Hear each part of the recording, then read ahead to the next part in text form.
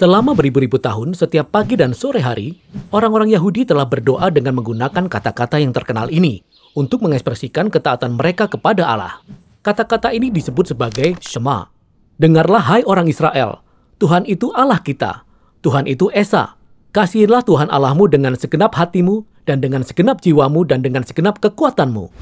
Mari kita pelajari kata kunci yang kedua dalam ayat ini, Tuhan, yang seluruhnya ditulis dalam huruf besar. Ini adalah nama pribadi dari Allah Israel.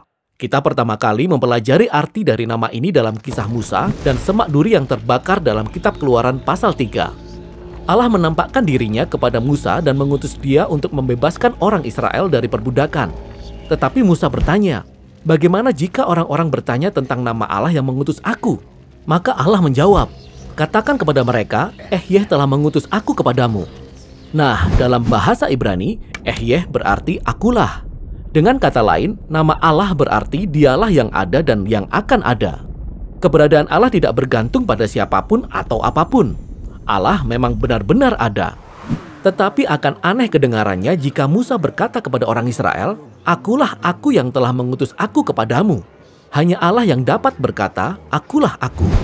Jadi dalam kalimat berikutnya, Allah memberitahu Musa apa yang harus ia jelaskan. Yahweh, Allah nenek moyangmu, telah mengutus aku kepadamu. Nah, kata Yahweh merupakan bentuk kata kerja dialah dalam bahasa Ibrani kuno. Dan inilah nama pribadi dari Allah Israel yang muncul lebih dari 6.500 kali dalam perjanjian lama. Nah, ada yang menarik di sini. Selama berabad-abad, orang Israel telah berusaha untuk menghormati kesucian dari nama Allah ini. Jadi kalau mereka sedang membaca kitab suci bahasa Ibrani dengan suara keras dan menemukan nama ini, mereka tidak akan mengucapkannya dengan kata Yahweh, melainkan dengan kata Adonai, yang berarti Tuhan dalam bahasa Ibrani. Nah, kebiasaan ini terus berlanjut selama berabad-abad. Itulah sebabnya, ketika orang-orang mulai menerjemahkan Alkitab ke dalam bahasa Inggris, mereka melakukan hal yang sama.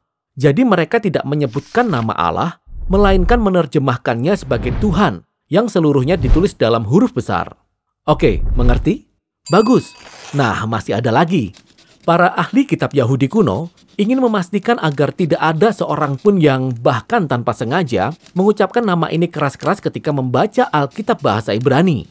Jadi mereka membuat perangkat visual untuk memastikan agar kita ingat untuk menyebutnya Adonai. Mereka mengambil 4 huruf konsonan dari nama Allah. Nah, huruf-huruf ini menyerupai huruf Y, H, W, H dalam bahasa Inggris.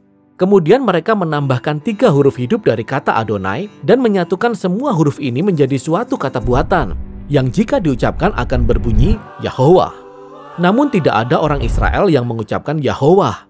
Ini hanyalah sebuah visual untuk mengingatkan kita agar mengucapkan kata Adonai. Nah, ada lagi yang lebih menarik.